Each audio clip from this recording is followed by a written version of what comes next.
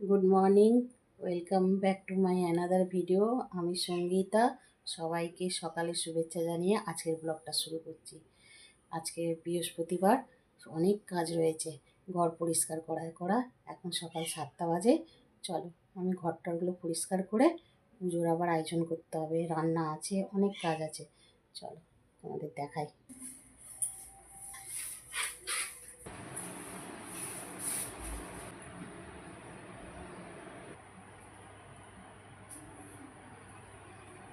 খুবই ছোটোখাটো রান্নাঘর।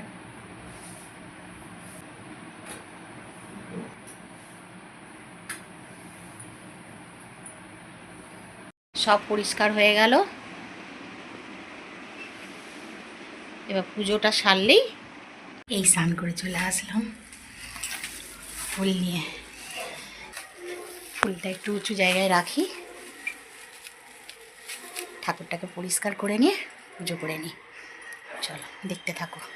ঠাকুরের বাসনগুলো মেজে নিয়ে আসি, চলো তোমাদের দেখাই।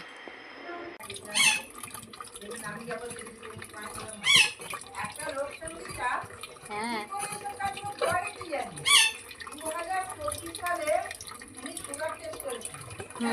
হ্যাঁ বলো।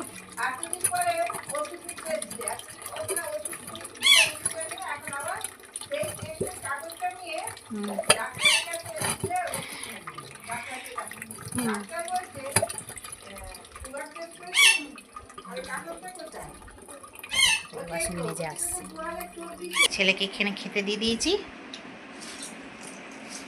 ছেলে খাক, আমি একটু বাজার থেকে আসি। ঠাকুর বাসন সব ধোয়া হয়ে গেছে, এসে পুজোটা সারবো। চলো চলো দেখতে থাকো বন্ধুরা। মা বাজার করে চলে এসছে। এই ঢালবো, আমরা দেখো কি কি বাজার করছি। উফ, বাজার করতে গিয়ে যা কষ্ট হয়েছে, এত রোদ এত রোদ। বর্ষাকালে রোদটার তীব্রতাটা একটু বেশি। চলো তোমাদের দেখাই কি কি বাজার করলাম। খুব বেশি বাজার করিনি বন্ধুরা। এই দেখো, একদম কচি কচি নোটে, পাতাগুলো একদম ভালো আছে, দেখে নিলাম। এটা পেতে নিয়েছি কাপড়, যাতে ঘর নোংরা যাতে না হয় সেই জন্য। আর এই যে বেগুনের খুব দাম বন্ধুরা, 80 টাকা কিলো, তাই কম করেই নিলাম।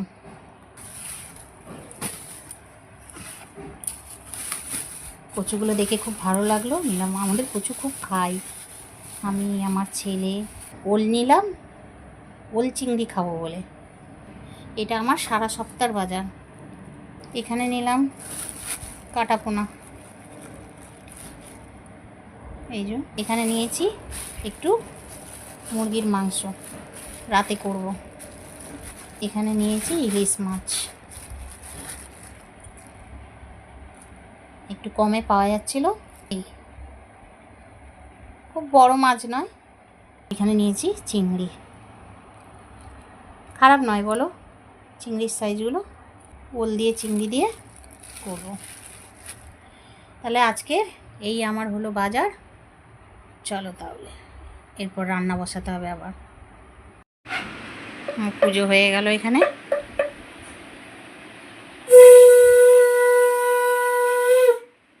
আমার ছেলে পুজো করে দিল। ঠাকুরমশাই